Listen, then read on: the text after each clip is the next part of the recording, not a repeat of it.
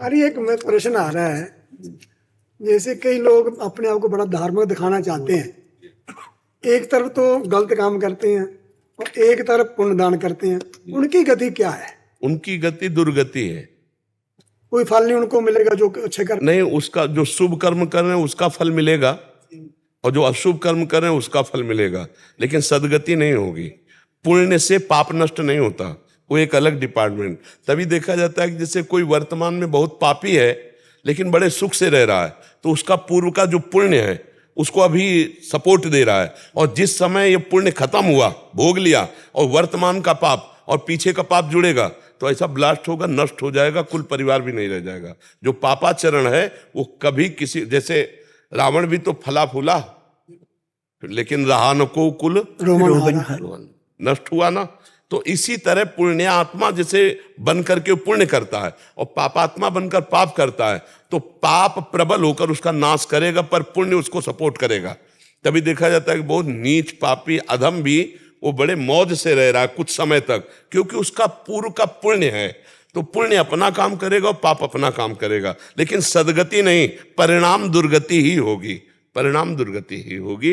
कभी असत कर्म करने वाला सुखी नहीं हो सकता, और सत्कर्म करने वाला, केवल सत्कर्म जिससे हो रहे वो थोड़ा वर्तमान में दुखी दिखाई देगा पूर्व पाप क्षय होने के लिए, और जहां उसका पूर्व पाप क्षय हुआ तो सुख की धारा में पड़ जाएगा, वो आनंद भोगेगा। ये लोग धर्म की आड़ में ऐसे काम करते लेकिन उनकी दुर्गति पक्की है। जो धर्म की आड़ में पाखंड पाप करते हैं, दुर्गति पक्की। उसमें दो भाव समझना पड़ेगा। एक होता है कि जैसे हम सच्चाई से चलना चाहते हैं पर हमारा पूर्व कर्म और स्वभाव ऐसा रहा है कि हमें बार बार घसीटता है गंदे आचरण की तरफ, और हम जल रहे हैं अंदर से, तो उसकी सदगति हो जाएगी। ये बात समझ। पश्चाताप हुआ। हाँ, और जो हर्षित होकर पाप करता है और पुण्य करके सोचता है मैं पाप मिटा दूंगा, उसकी दुर्गति होगी। पाप के द्वारा कमाए हुए धन से कभी पुण्य होता भी नहीं है, धर्म के द्वारा कमाए हुए धन से पुण्य होता है। तो पापी पुरुष के द्वारा किया हुआ पुण्य जो है वो भी पापमय होता है। जैसे मान लो किसी ने बहुत बड़ा अपराध किया, पाप किया, इसके बाद आके उसने 500 रुपये चढ़ाए, तो वो 500 रुपये हमारे भजन में विक्षेप पहुंचाएंगे, तो पापी पुरुष के द्वारा दिया हुआ पुण्य भी पाप ही होगा, क्योंकि हमारे भजन में विक्षेप बना तो ये भी तो पाप बना ना। इसका विषय बदनाम ने कहा, हाँ, दुर्योधन का। तो इसलिए पाप तो बहुत भय प्रदान करने वाला है, इससे बचना ही चाहिए। जैसे कोई मान लो किसी गलत ढंग से पैसा कमाया और सोचा हम दशांश महात्मा को दे देते हैं, नहीं, और पाप लगेगा, क्योंकि वो भजन करने वाले के अब जाके रुपया विक्षेप पहुंचाएगा, ये भजन में बाधा पहुंचाएगा, तो ये भी तो पाप बना। तो पाप से कभी पुण्य हो ही नहीं सकता, पाप से कभी पुण्य नहीं हो सकता है। जो ऐसे भ्रम में है उनकी बड़ी दुर्गति है। आजकल दुनिया बड़े भ्रम में हुई है, कुछ मत। आप भगवान का जब तक सही सत्संग नहीं मिलेगा, नाम जप नहीं होगा, तो बुद्धि सही रहेगी नहीं, तो वो पाखंड तो करेगा ही, नाटक तो करेगा ही। फिर संतों का संग नहीं किया, सत्संग नहीं किया, सच्चे गुरु का संग नहीं किया, तो ऐसा बुद्धि स्थिर रहेगी। पर हाँ, भगवत ऋषि जी ने लिखा है, बिन विवेक वैराग्य भक्ति बिन सत्य न एको मानो, भगवत विमुख कपट चतुराई सो पाखंडे जानो। जहां विवेक नहीं, वैराग्य नहीं, भगवान की भक्ति नहीं, वहां पाखंड तो रहेगा ही, वो तो नाटकबाजी रहेगी। तो नाटक करना सहज, लेकिन साधुता लाना बहुत कठिन बात है, धर्म से चलना बहुत कठिन बात है, वो दूर की बात है। हाँ जी। महाराज जी, इसमें एक प्रश्न था, जिन्होंने पाप कर्म किए हैं बहुत, अभी सत्संग के प्रभाव से या पूर्व के पुण्यों के हिसाब से जो संग मिला, तो उसके हिसाब से उनका मन में हुआ कि अब मेरे को अच्छे कर्म करने हैं, और फिर वो ऐसे संत सेवा और मंदिर आदि में सेवा करने लग गया, तो इससे उनकी बुद्धि पवित्र होगी? हाँ, पक्का पवित्र हो जाएगी, और पक्का वो भगवत प्राप्ति के मार्ग में आगे बढ़ेंगे। और अगर सही ढंग से संग सही मिल गया तो भगवत प्राप्ति भी हो जाएगी, सारे पाप नष्ट हो जाएंगे, पक्का नष्ट हो जाएंगे। क्योंकि ये रास्ता है, कोटि विप्र बद लागे जाहू, आए शरण तजो नहीं ताहू, जो नर होई चराचर द्रोही, आवे सब है शरण तकी मोह। चराचर का द्रोह करने वाला, कोटि कोटि ब्राह्मणों की हत्या ब्रह्म ऋषियों की करने वाला भी हो, और उसको पश्चाताप हो गया कि अब मेरा कल्याण तो केवल भगवान से होगा, अब मैं आपसे नियम लेता हूं, अब लो नसानी अब ना नसयो, आज तक की आप नहीं करूंगा भगवान की शरण में। तो भगवान कह रहे अपिचेत सुदुराचारो भजते माम अनन्य भाग, साधुरेव समंतव्य सम्यक व्यवसिता हिसा। घोर दुराचारी रहा है लेकिन मेरी शरण में आ गया, अब उसे मैं साधु बनाऊंगा और मैं उसका कल्याण करूंगा। पर ये उसके लिए है जिसने ये नियम ले लिया कि अब लो नसानी अब ना, अब तक हमसे गलती हुई, अब मैं बहुत सावधानी से भगवान की शरण में चलूंगा। अब उलट गया, उलट गया, उलट गया तो काम बन गया। और जो ऐसा कि अरे यार नाम जपने से पाप तो नष्ट हो ही जाएगा, चलो, इनकी बड़ी दुर्गति होती है, इनकी बड़ी दुर्गति होती है। जो सच्चाई से चल रहा है पर पाप हो गया, पाप हो रहा है, सच्चाई से चलना चाहता है पर पूर्व अभ्यास, पूर्व गलतियां, भगवान उसे साधु बना देंगे, भगवान उसे माफ कर देंगे। लेकिन जो मस्ती के लिए पाप करते हैं, अरे यार बाद में गंगा नहा लेंगे, बाद में वृंदावन, उनकी दुर्गति पक्की है, उनकी दुर्गति पक्की है। जी। मुकुल कुमार मिश्रा जी। राधे राधे गुरुजी। गुरुजी, गृहस्थ आश्रम में रहते हुए किस तरह सेवा, पारिवारिक दायित्व और भागवत ज्ञान में कैसे सामर्थ्य? सबसे पहली बात तो नाम जपने का अभ्यास करना चाहिए। उठते बैठते चलते फिरते खाते पीते क्रिया करते राधा राधा राम राम हरि हरि कृष्ण कृष्ण जो नाम प्रिय हो उसका अभ्यास करना चाहिए। और दूसरी बात ये भाव रखना चाहिए कि जो भी हम कर्म कर रहे हैं वो भगवान की सृष्टि का कर्म है। कोई भी कर्म हो तो हम उसे भगवान की प्रसन्नता का भाव रखें, भगवान के समर्पण का भाव रखें, क्योंकि गृहस्थी में कर्म करना ही है और विविध प्रकार के कर्म करना है, विविध भावों से करना है। आप किसी के पति हैं तो आप किसी के पुत्र हैं, तो आप किसी के पिता हैं, आप किसी के भाई हैं, आप हमारे राष्ट्र के एक हिस्से भी हैं, हमारे भारत के तो एक हिस्से है ना, नागरिक हैं, तो आपका भारत का भी एक जिम्मेवारी है।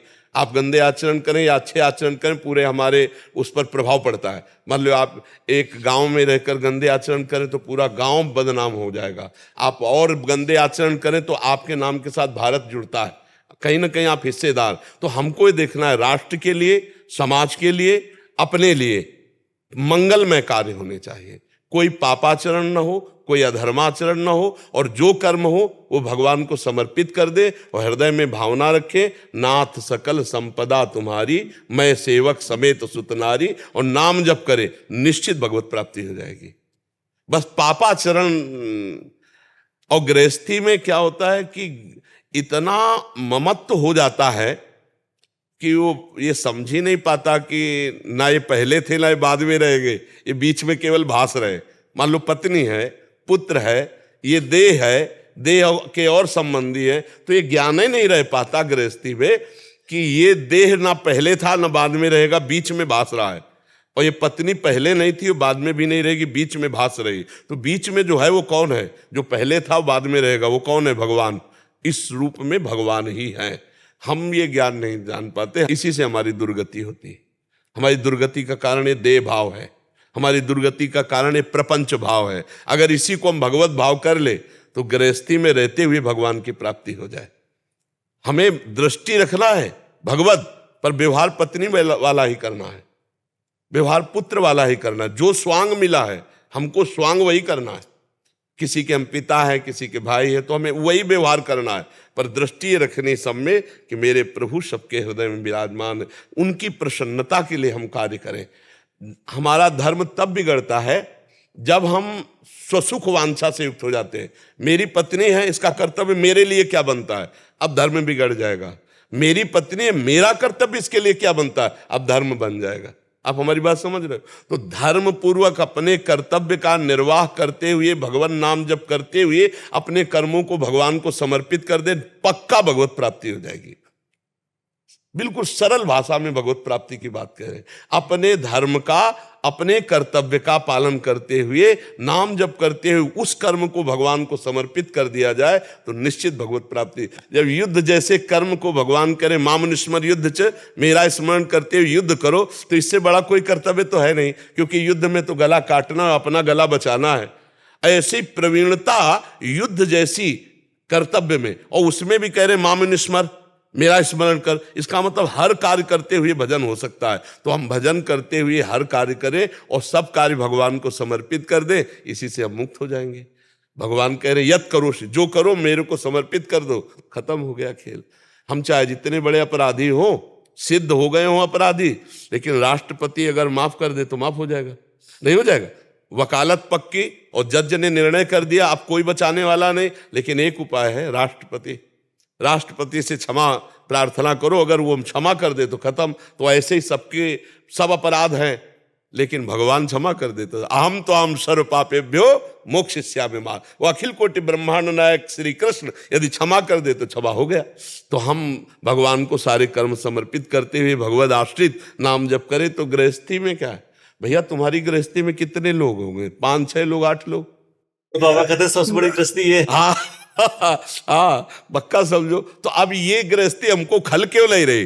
क्योंकि सब भगवान के हैं और सबका भरण पोषण भगवान कर रहे हैं और हम भी भगवान के, तो हम चक्क आनंदित है, कोई चिंता नहीं है, कोई चिंता। तो ऐसे ही आप भी निश्चिंत हो जाओगे यदि भगवान की शरण में होकर भगवान के लिए कर्म करो और नाम जप करो, तो आप भी बेपरवाह हो जाएंगे। आप देखेंगे कि आपके परिवार का भरण पोषण वही कर रहा है जो विश्व का भरण पोषण कर रहा है, आप केवल निमित्त मात्र हैं। कर्ता भाव गया, जीवन मुक्त हो जाओगे। कर्ता भाव ही बांधने वाला है। करम सदा तिनकी रखवारी, जिम बालक राखे मैदारी। जी, आप समझ पाए ना? जी जी जी सहचरी शरण जी। जी महाराज जी। राधे राधे महाराज जी। गुरुदेव आपके चरणों में दंडवत प्रणाम। गुरुजी, मैं जब कृष्ण उच्चारण करता हूँ तो मेरे दिमाग में त थ द वाला न आता है, क्या ये सही है? अड़ा नहीं आता गुरुजी हमारे दिमाग में। जब हम कृष्ण उच्चारण करते हैं तो हमारे दिमाग में अड़ा नहीं आता, त थ द वाला न दिमाग में आता है। सही है। देखो, अगर व्याकरण के तौर तरीके पर देखोगे ना तो फिर अलग हो जाता है। अगर भाव के तौर तरीके पे देखोगे तो हमारे ब्रजवासी जन जो है णा की जगह नया ही बोलते हैं। बता चुके थे गुरुजी, जी। आपकी बाड़ी को हम आकाश बाड़ी समझते हैं, जो बोल देते हैं वही सत्य मानते हैं गुरुजी। जी। नहीं तो अगर ये ना आ रहा है ना तो हम उसको इसलिए कभी बाधा नहीं पहुंचाएंगे ना, क्योंकि ब्रजवासी जन ना ही का प्रयोग करते हैं ना। त थ द वाला न हमारे दिमाग में बैठता है, क्योंकि एक एक अक्षर हम अपने दिमाग में बैठाते हैं ना। तो त थ द में जो न आता है, जब कृष्ण बोलते हैं तो वो न हमारे दिमाग, मतलब कृष्ण, हाँ कृष्ण, वैसे शुद्ध है कृष्ण। तो ये हमें शंका है गुरुजी, क्या सही है? अगर आप ब्रज भाव से बोल रहे तो कोई बात नहीं है, नहीं तो शुद्ध शब्दों में कृष्ण है, कृष्ण। और कभी कभी वो भी दिमाग में नहीं आता गुरुजी। अब जैसे हमारे पदों में आता है, राधा रमन सकल सुख धामा, जय श्री हित हरिवंश मगन मन श्यामा। राधा रमन सकल सुख धामा, तो राधा रमण है, राधा रमण है। पर हमारी ब्रज भाषा में जब गाया गया तो राधा रमन सकल सुख धामा, तो यदि आप कृष्ण कृष्ण तो वो अशुद्ध नहीं माना जाएगा ब्रज भाषा के अंतर्गत। लेकिन अगर आप शास्त्रीय भाषा में आओगे फिर अशुद्ध हो जाएगा।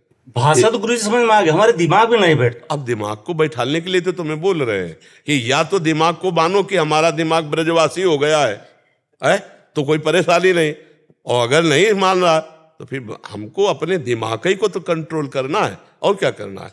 फिर हमको कृष्ण कृष्ण बोलना है। अगर किशन बोलने में, कृष्ण बोलने में राजी है तो वो जानते हैं कृष्ण चंद्र जी कि हम ही को पुकार रहा है। भाव तो वही है। अरे हिया ब्रजवासी तो बोलते कन्हुआ एरे कन्हैया, जो परब्रह्म परमात्म तत्व श्री कृष्ण चंद्रजू वेद स्तुति से प्रसन्न नहीं होते, वो ब्रजवासियों की गाय। हाँ, तो अगर आप ब्रजवासी का अन्न पाते हो, ब्रजवास कर रहे हो, और अगर आपके दिमाग में ना आ रहा है तो आप मान लो आप ब्रजवासी हो, ठीक है। और अगर आपको लगता है कि मैं शास्त्रीय विद्वान पद्धति से, तो फिर कृष्ण।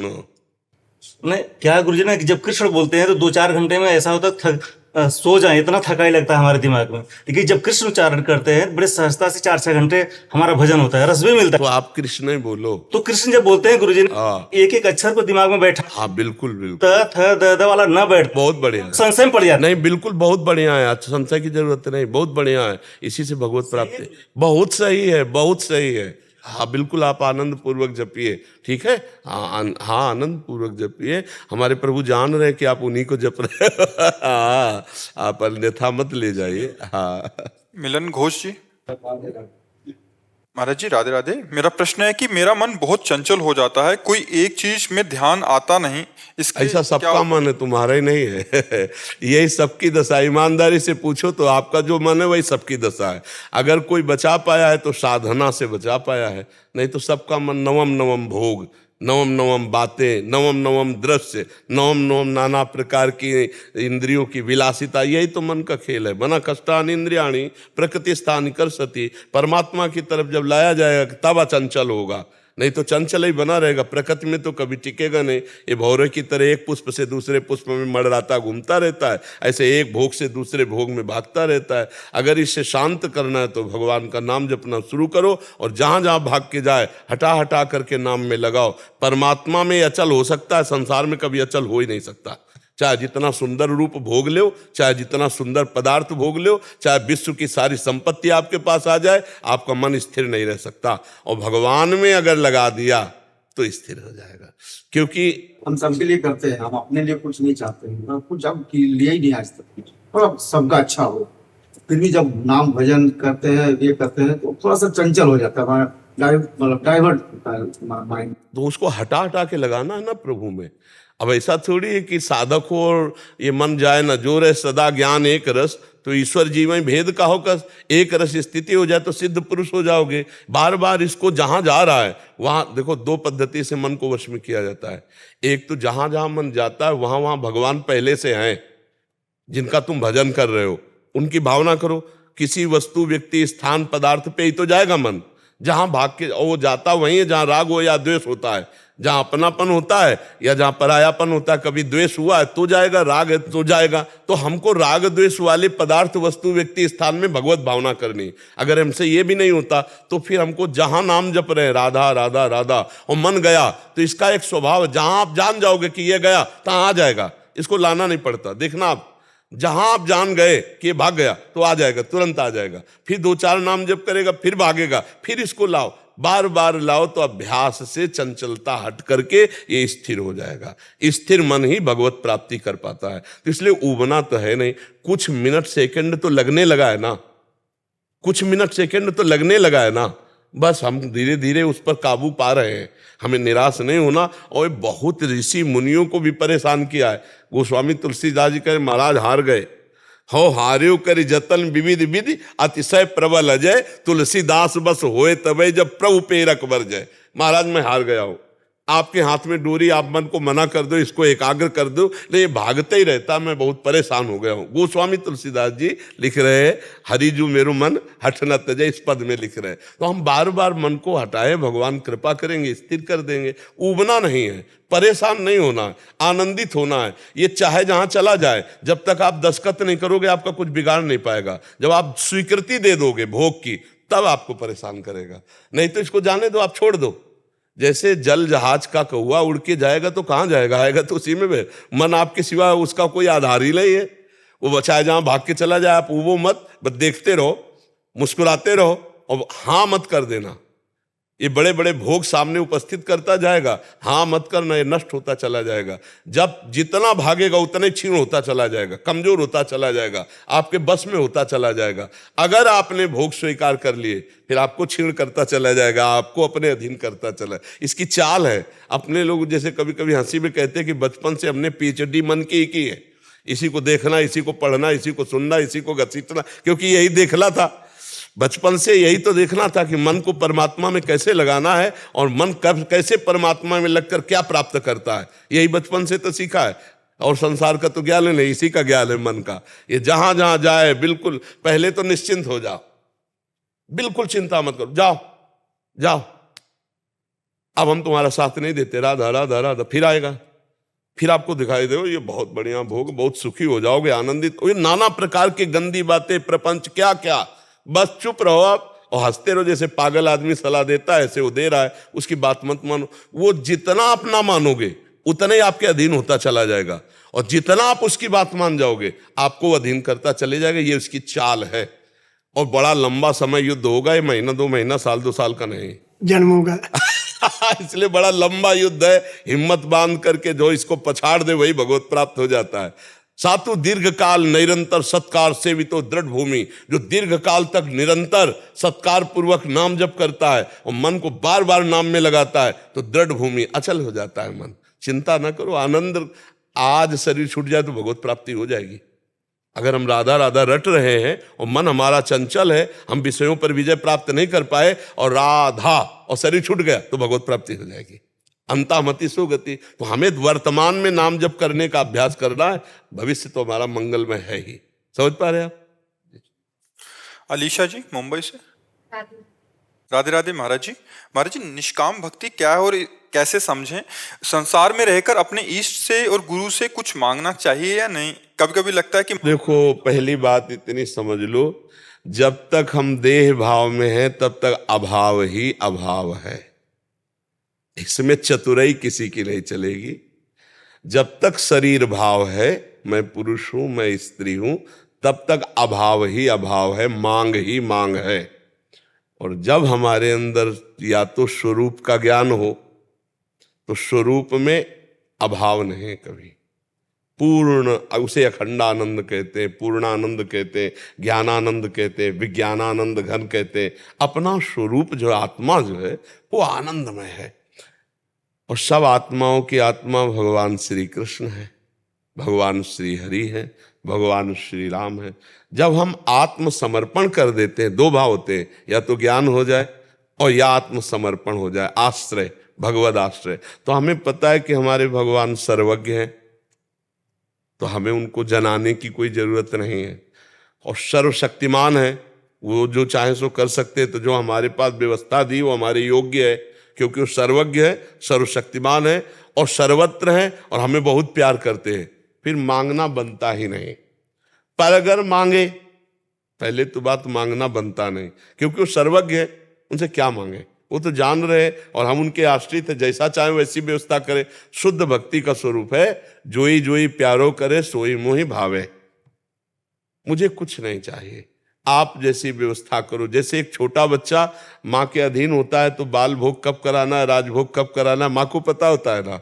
तो अनंत माताओं का वात्सल्य लेकर भगवान जो हमारे प्रति विधान कर रहे हैं, हमको मांगने की जरूरत नहीं है। जैसी परिस्थिति दी है, जैसी स्थिति दी है, जैसी व्यवस्था दी, हम उसमें राजी रहे। पर ऐसी अगर भक्ति नहीं आई है तो एक नियम ले ले कि मुझे मांगना है तो सिर्फ भगवान से मांगना है। उसको भी भगवान ने भक्त कहा है। आर्त, अर्थार्थी, जिज्ञासु, ज्ञानी, चारों को भगवान ने एक पंक्ति में रख करके कहा है। पर ज्ञानी को कहा है अपनी आत्मा। अगर हम भगवान को जानना चाहते हैं तो सिर्फ भगवान से प्रार्थना करें, वही सदगुरु रूप में मिलेंगे। और सोई जाने जे देव जनाई, जानत तुम्हें तुम्हें हो जाई।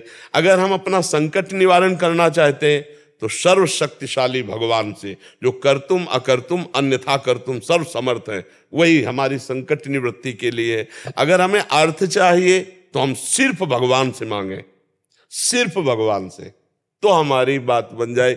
भगवान से जब कुछ मांगा जाता है तो भगवान वो वस्तु अगर उचित होगी तो देंगे, और जब वो देंगे तो उसमें साथ में उनकी कृपा भी आती है। जैसे वस्तु व्यक्ति स्थान में ममता और राग करके हमारी दुर्गति हो जाती है, तो भगवान के द्वारा प्राप्त वस्तु व्यक्ति स्थान हमारी दुर्गति नहीं सदगति का कारण होगा। जैसे श्री भगवान से करदम जी ने 10,000 वर्ष तक तपस्या करके प्रसन्न जब भगवान हुए, प्रकट हुए, तो उन्होंने पत्नी मांगा, तो महाराज मनु जी की पुत्री देहूति जी दी। इसके आगे नहीं मांगा कुछ, पर भगवान अपनी तरफ से बोले कि मैं तुम्हारा पुत्र बन के आऊंगा और तुम्हारा कल्याण करूंगा। भगवान से अगर हम संसार भी मांगे तो उस संसार में भगवान बीच में स्वयं आएंगे और हमारा कल्याण करेंगे। तो अगर यद्यपि तो मांगना नहीं चाहिए, पर यदि मांगना है तो सिर्फ प्रभु के अनन्य होकर प्रभु से मांगो। एक भरोसो एक बल एक आस विश्वास, आशा तो सिर्फ प्रभु से अपने, तो बढ़िया बात। निष्काम भक्ति का तात्पर्य होता है कुछ भी भगवान से न मांगना, अपना सब कुछ भगवान को समर्पित करके निरंतर भगवान की प्रसन्नता हेतु कर्म करना, भगवत स्मरण करना। उसकी कामना है ही नहीं, क्योंकि उसने अपना कुछ अब रखा ही नहीं। तनुवांग मनोभिरमले सोहम तवि वास्तिता, शरीर अर्पित कर दिया, मन अर्पित कर दिया, प्राण अर्पित कर दिए, स्वयं अर्पित हो गया। अब हमें क्या मांगना, अब हमारा कुछ अस्तित्व ही नहीं। ऐसा निष्काम, लेकिन ऐसा भक्त होना बहुत कठिन है, क्योंकि हम देह भाव में हैं। तो हम ये नियम ले ले कि हमें जो मांगना हो भगवान से, वो भगवान पूरा करे तो सही, और ना पूरा करे तो बहुत सही। हमें भजन नहीं छोड़ना, अश्रद्धा नहीं करनी, क्योंकि भगवान सर्वज्ञ, हमें वही देंगे जिससे हमारा हित होगा। जैसे नारद जी ने भगवान से पूछा, जब भगवान सिया जी के वियोग में हे खग हे मृग हे मधुकर सेनी ऐसे विलाप करते, तो पंपा सरोवर के पास भगवान विराजमान थे। तो नारद जी गए और प्रणाम करके पूछा, क्योंकि नारद जी ने ही तो शाप दिया था कि जैसे मैं अपनी वियोग दशा में हूं, हमारी भावना थी कि ब्याह हो जाले तो तुमने छीन लिया, ऐसे तुम स्त्री वियोग में तड़पोगे। तो इसीलिए नारद जी ने कहा कि प्रभु मेरा ब्याह क्यों नहीं हो जाने दिया। तो प्रभु ने कहा कि मैं अपने भक्तों को बहुत प्यार करता हूं, मैं अपने भक्तों को कभी माया स्वेच्छा से नहीं देता हूं। अगर आप हमसे ये न कहते जे विधि होए नाथी तुमोरा, तो कुछ सोच भी लेते, लेकिन आपने जब कहा जे विधि होए नाथी तुमोरा, तो फिर हमने कहा जे विधि होई है परम हित, हित है नहीं परम हित, इसीलिए हमने ब्याह नहीं होने दिया।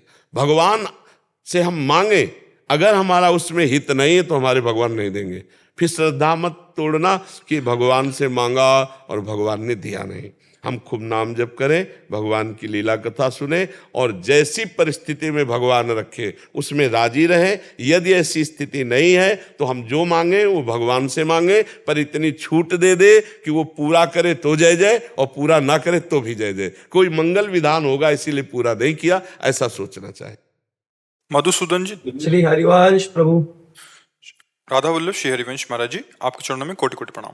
महाराज जी, भगवान श्री कृष्ण 18वें अध्याय में एक श्लोक में कहते हैं कि जो तू अहंकार का आश्रय लेकर ये मान रहा है कि मैं युद्ध नहीं करूंगा, तो तेरे ये निश्चय मिथ्या है, क्योंकि तेरा स्वभाव तुझे जबरदस्ती युद्ध में लगा देगा। और अगले ही श्लोक में कह रहे हैं कि हे कुंती पुत्र, जिस कर्म को तू मोह के कारण करना नहीं चाहता, उसको भी अपने पूर्वकृत स्वाभाविक कर्म से बंधा हुआ परवश होकर करेगा। महाराज जी, मेरा प्रश्न है कि क्या हमारे पूर्वकृत कर्म का प्रभाव हमारे नवीन कर्म पर पड़ता है? जरूर पड़ता है, उसका पड़ता है। जो दैव है, प्रारब्ध है, वो बड़ा बलवान होता है। हमने जो पूर्व कर्म किए, जैसे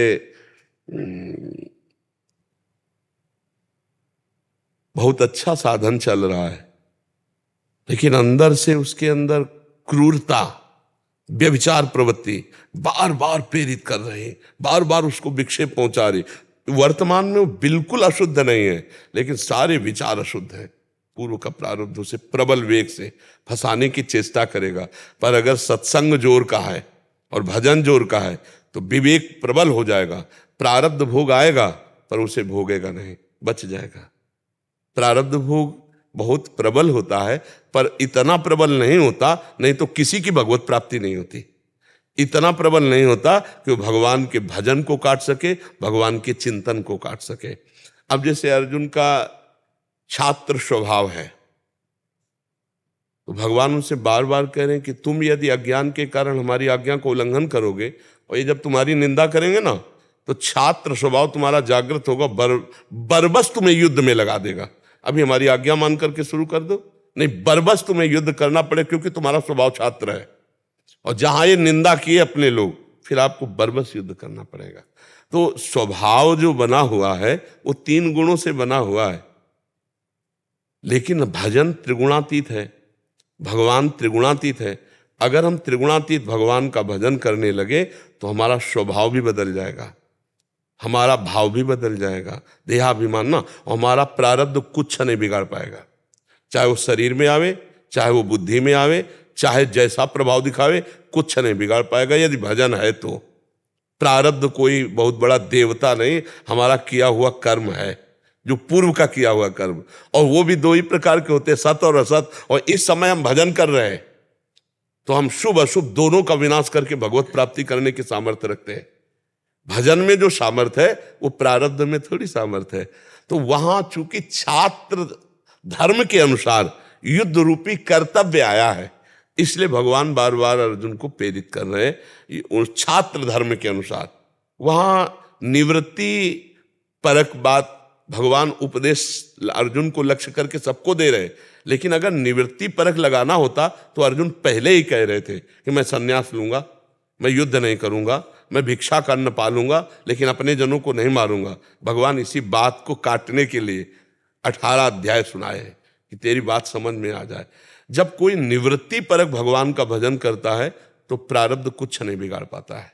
ऐसे ही हर प्रारब्ध आता है, पर वो निवृत्ति परक जो भजन होता है उसको नहीं नष्ट कर सकता, प्रवृत्ति परक को तो फिर गिरा देगा, प्रवृत्ति परक में गिरा देगा। निवृत्ति परक, यहां अर्जुन को छात्र धर्म का उपदेश जब करते हैं भगवान, तब फिर ये कहते हैं कि तुझे विवश होकर युद्ध करना पड़ेगा, तुझे विवश होकर, क्योंकि तू इस समय भले मोहवश ना कह दे, पर जब सामने वाले तेरी निंदा करेंगे तो तुझे अपने आप गांडी उठाना पड़ेगा और इनको मारना पड़ेगा। इसलिए मेरी आज्ञा मान ले। तो अभी अहंकार कर कि मैं नहीं करूंगा तो नहीं, तेरी प्रवृत्ति करा देगी, तेरी प्रवृत्ति करा देगी।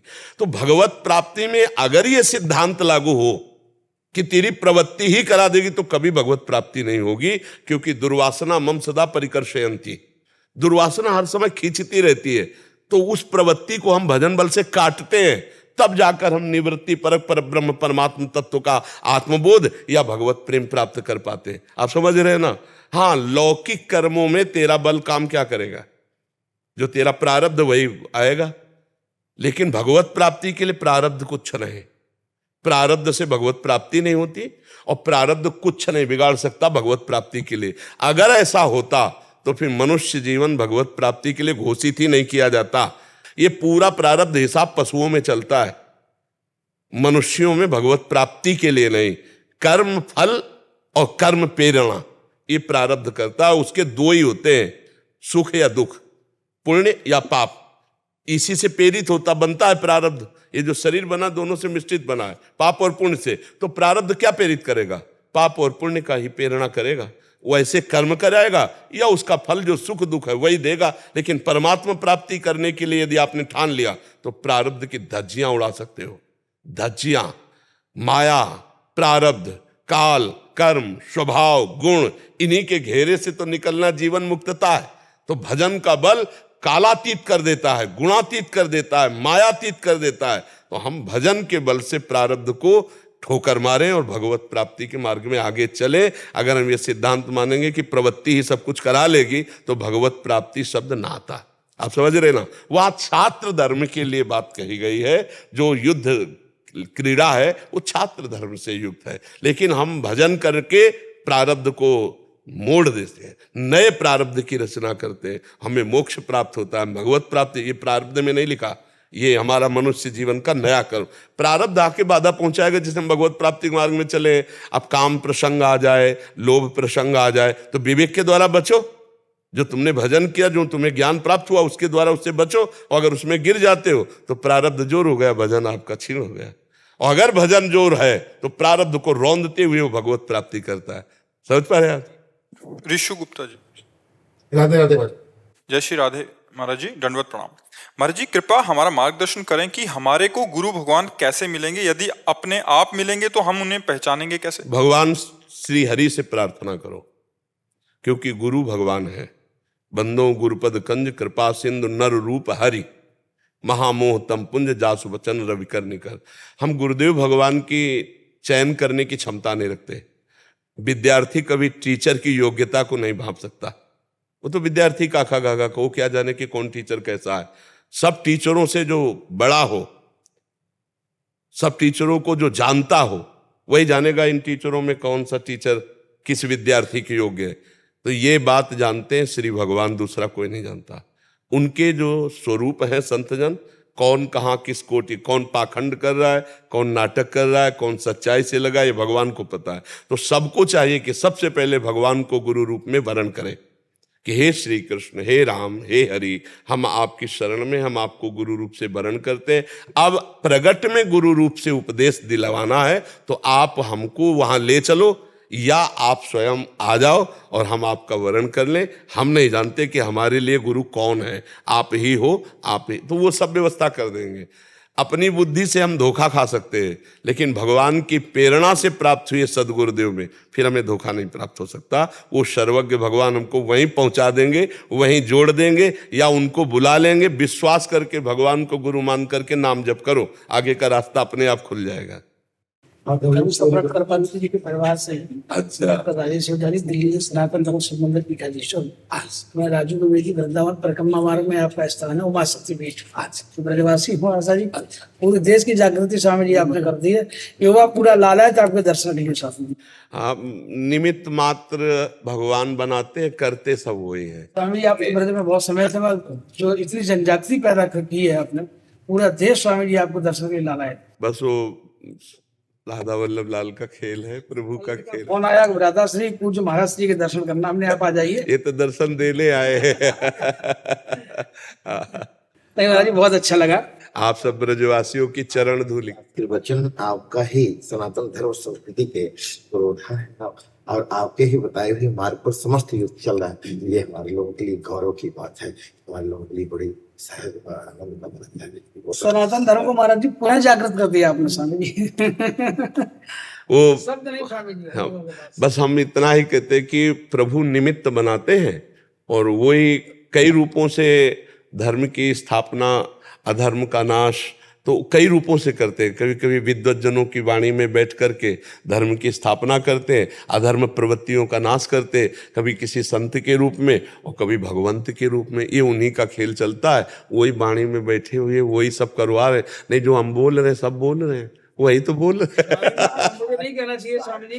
परम पिता परमात्मा आपके अंदर स्वयं समाहित होकर के इस संपूर्ण राष्ट्र और संपूर्ण धर्म को मालविंदर सिंह जी लुधियाना से। राधा वल्लभ श्री हरिवंश महाराज जी, आपके चरणों में दंडवत प्रणाम। महाराज जी, निरंतर नाम जप व हर श्वास में नाम जप का प्रयास एवं अभ्यास करते हुए जब भी हम गुरुवाणी जी का पाठ, कीर्तन या कथा श्रवण करते हैं, उस समय नाम जप कैसे करना चाहिए? वही भजन का एक अंग नाम जप है। तो लीला कथा का जब हम गायन कर रहे हैं वो भी भजन है, जो गुरुवाणी का गायन कर रहे हैं वो भी भजन है, एकाग्रता पूर्वक सुन रहे हैं वो भी भजन है। जब हम अपने गुरु सेवा में है या इष्ट सेवा में है, गुरुद्वारे में सेवा भी तो है ना, तो उस समय हमें शरीर से सेवा करनी है पर मन को नाम में जरूर लगाना है। लेकिन जब लीला कथा सुन रहे हैं तो उसमें शर्त नहीं कि नाम चलना चाहिए। फिर तो लीला कथा में ऐसे डूब जाओ कि जो गायन किया जा रहा है, जो श्रवण किया जा रहा है, उसमें हमारी तन्मयता हो जाए, तभी लीला कथा श्रवण का विशेष लाभ माना जाता है। जैसे श्रीमद् भागवत का जब गायन किया श्री गोकर्ण जी ने, तो धुंधकारी 7 दिन में भगवत प्राप्त हो गया और वो दिव्य भगवत पार्षद देह धारण करके भगवान का एक विमान आया पार्षदों के से और उसमें विराज। तो गोकर्ण जी ने प्रश्न किया कि इतने लोगों को भागवत सुनाई गई, सबके लिए विमान लाना चाहिए, तो ये भेद कैसा? तो उन्होंने कहा धुंधकारी ने तन्मयता पूर्वक मनन किया, इन सबने मनन नहीं किया, केवल श्रवण मात्र किया, इसलिए इनको विमान नहीं आएगा। अगर अगली बार फिर कथा सुनाओ और ये सब मनन करें तो सब, तो कहते हैं कि वहां इतने विमान दूसरी बार आए कि एक भी कोई श्रोता नहीं बचा, सबको भगवत प्राप्ति हुई। तो जब हम गुरुवाणी श्रवण कर रहे हों या गायन कर रहे हों या हम भगवत चर्चा कर रहे हों या श्रवण कर रहे हो, तो उसमें तन्मयता की जरूरत है।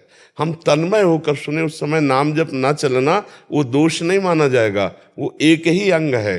भगवान की प्राप्ति के लिए समर्थ है भगवान की कथा, समर्थ है भगवान का नाम, समर्थ है भगवान की सेवा, समर्थ है भगवान के प्रति समर्पण, समर्थ है भगवान का चिंतन स्मरण। तो किसी भी अंग में हम हैं तो भगवान से ही जुड़े हुए हैं, प्रभु से ही जुड़े हुए हैं। तो हमको ये नहीं, अब जैसे हम भगवत चिंतन में डूबे, ऐसे भगवत लीला गायन में, ऐसे भगवत लीला श्रवण में, ऐसे ही भगवत सेवा में। तो ये सब भगवत प्राप्ति का योग्य है, ये सब भजन माना जाता है। भजन का एक अंग जप है, तो भजन का एक अंग कथा श्रवण है, तो भजन का एक अंग है भगवत लीला गायन, तो भगवान सेवा एक, ये सब संपूर्ण मिलकर तब भजन बनता है जाकर के। क्योंकि आठों पहर हम निरंतर चिंतन में केवल बैठे रहें ऐसा असंभव है, क्योंकि क्रियाशील प्रकृति है, वो क्रिया करा के रहेगी। तो हम हर क्रिया को भजन बना ले, हम हर इंद्री के विषय को भजन बना ले, हम हर वृत्ति को भजन बना ले, तभी हमारे को भगवत तत्व का अनुभव होगा। क्योंकि भगवान के सिवा जब कुछ रह न जाए, परमात्मा के सिवा कुछ रह न जाए, न सोच में, न दृष्टि में, न व्यवहार में, तभी वो भगवत प्राप्त होता है। जब तक अन्य है तब तक भगवत प्राप्ति नहीं होती।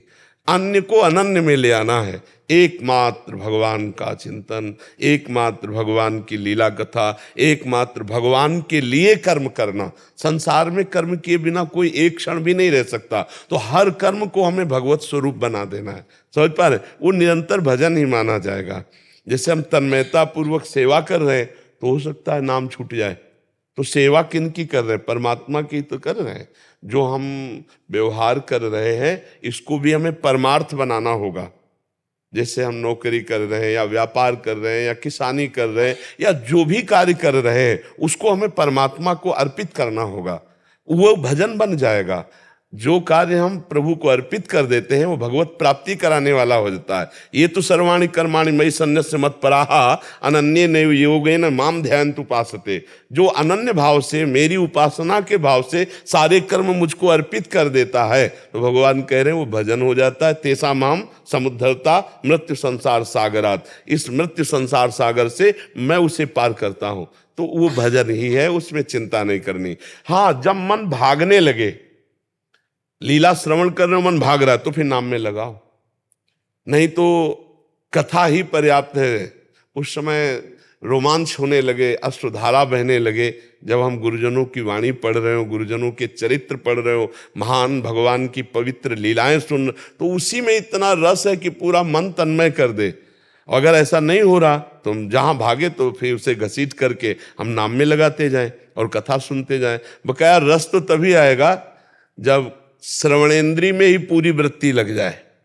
जिनके श्रवण समुद्र समाना और कथा तुम्हारी सुभग सरिनाना, भरे निरंतर होई न पूरे। ऐसा रस आता है कि फिर रोमांच होने लगता है, अश्रुधारा बहने लगती है भगवान की चर्चा करने में, भगवान की चर्चा सुनने में। अगर रस आ गया तो फिर और कुछ बकाया नहीं रह जाएगा, फिर रूप और लीला ये दोनों प्रकाशित हो जाएंगे। भगवान का रूप, भगवान की लीला। भगवान का साक्षात्कार कराने में सर्वसमर्थ जैसे नाम है, ऐसे लीला है। मथुरा की ब्राह्मण पत्नियों ने कोई और साधना नहीं की थी, केवल वृंदावन से पुष्प मालिनी लेकर जाती और बताती लाला ऐसी पोशाक धारण किए था। आज लाला ने ये लीला की तो उनके हृदय में लालसा जागृत हो गई, जो दुर्लभ वस्तु है भगवत मिलन की। तो भगवान ने संयोग बुलाया और एक दिन सखाओं को बहुत भूख लगी और ऐसी दिशा में ले गए जहां उनका भोजन पहुंचना संभव था, और भगवान सुबह लाए नहीं। तो अब सखाओं ने कहा, कन्हैया यहाँ भोजन आने वाला है नहीं, भूख बहुत लगी। राजा पहले ब्राह्मणों के पास भेजा, वेदज्ञ हैं, याज्ञिक हैं, लेकिन भगवत भाव रहित है। क्योंकि अगर भगवत भाव होता तो वो कह रहे थे कि श्री कृष्ण बलराम भूखे हैं, यज्ञ भुगता भगवान स्वयं मांग रहे हैं, उन्होंने मना कर। अच्छा, ना भगवत भाव हो तो भी यज्ञ का एक धर्म होता है कि अगर कोई भूखा आ जाए तो वापस न जाने पावे, कोई याचक आ जाए तो लेकिन उन्होंने ध्यान नहीं दिया कि ये तो ग्वाले हैं। लौट कर गए, भगवान से कहा कि उन लोगों ने तो भोजन नहीं दिया। तो बोले उनकी पत्नियों के पास जाओ। और बोले प्रभु पत्नियों के पास, बोले उनसे हमारा परिचय है, क्योंकि वो लीला कथा सुनती है। और वो जो ही जाके ऐसी प्रार्थना की तो भर भर कर थाल किसी के रोके नहीं रुकी और भगवत साक्षात्कार हुआ और भगवान ने उनका प्रसाद पाया। तो हमें लगता है कि अगर भगवत लीला श्रवण में नाम छूट जाए तो कोई बात नहीं, क्योंकि वो भी भगवान का ही परम पावन चरित्र है, वो भी भगवत प्राप्ति कराने में समर्थ है। जी बाबा आपके चरणों में कोटि कोटि प्रणाम। महाराज जी, श्री जी की कृपा से मैंने इसी जन्म में भगवत प्राप्ति करने का निश्चय किया है। आपने निंदा करने व सुनने से मना किया, पर किंतु मेरी माता जी ही दूसरों व पारिवारिक जनों की निंदा करे तो फिर उस समय मैं कैसे बचूं? राधा राधा राधा, बस ऐसे राधा राधा अपने अंदर चलाना है। राधा राधा, किसी से कहना नहीं कि आप निंदा मत करो, आप ऐसा अंदर चलाना है बस। एक मनुष्य में सामर्थ्य है, यदि वो अपनी वृत्ति ना देना चाहे तो सामने बैठे हुए पुरुष को भी वो ना देख सकता है, ना सुन सकता है, ना बोल सकता है। पर इतनी अभी क्षमता नहीं आई है, तो आप, हाँ इतनी क्षमता, मतलब अपने लोगों का जैसे 1 मिनट लगेगा, 1 मिनट आप सब बैठे हो, हमको आप सबसे निरपेक्ष होना है। 1 मिनट लगेगा, आंख खुली ही रहेगी और बात करते हुए भी हम ना बात कर रहे हैं ना किसी की सुन रहे हैं। 1 मिनट केवल लगे वो अपने। तो हम लोगों को भजन की प्रवृत्ति में इतना अपने को लाना है कि सामने वाला कुछ भी करे, हमको विक्षेप नहीं पहुंचना, हम सुन ही नहीं रहे। श्रवणेंद्री को अंतर्मुख करके, अब चूंकि वो दशा अभी नहीं है, इसलिए श्रवणेंद्री को हम अंतर्मुख करके और हम जब नाम मंत्र सुनने लगे तो आप ढोल बजाओ, कोई फर्क नहीं पड़ता है। जैसे 100 लोग बोलने लगे तो बस इतना पता चलता है कि जैसे चिड़िया चहचहा रही ऐसे आवाज आ रही, बस वो क्या है उस शब्द का, शब्द लगा हुआ है श्रवणेंद्री में गुरुमंत्र का, नाम का। अब चूंकि उसका अभ्यास नहीं किया गया इतना, इसलिए लगता है। तो हमको चिंता नहीं करनी चाहिए, ना माँ को कटुवचन बोलने चाहिए, ना माँ की अवहेलना करनी चाहिए, नहीं फिर हमारा परमार्थ रुक जाएगा। वो जो बोल रही बोलने देना है, हम अंदर से शुरू कर दिया राधा राधा राधा राधा और निरपेक्ष हो गए, तब बात किसका प्रश्न है। हाँ, तभी हमारा भजन बनेगा। अगर तुम माँ की निंदा करने लगी तो बात तो बराबर हो गई ना। एक निंदा दूसरे की कर रहा है, तुम उसकी कर रहे हो, तो बात बराबर हो गई, दोनों परमार्थ विमुख हो गए। एक निंदा कर रहा हो, आप नाम जप करके बचा लिए अपने आप को, यही खास बात है जी। राधा राधा राधा राधा राधा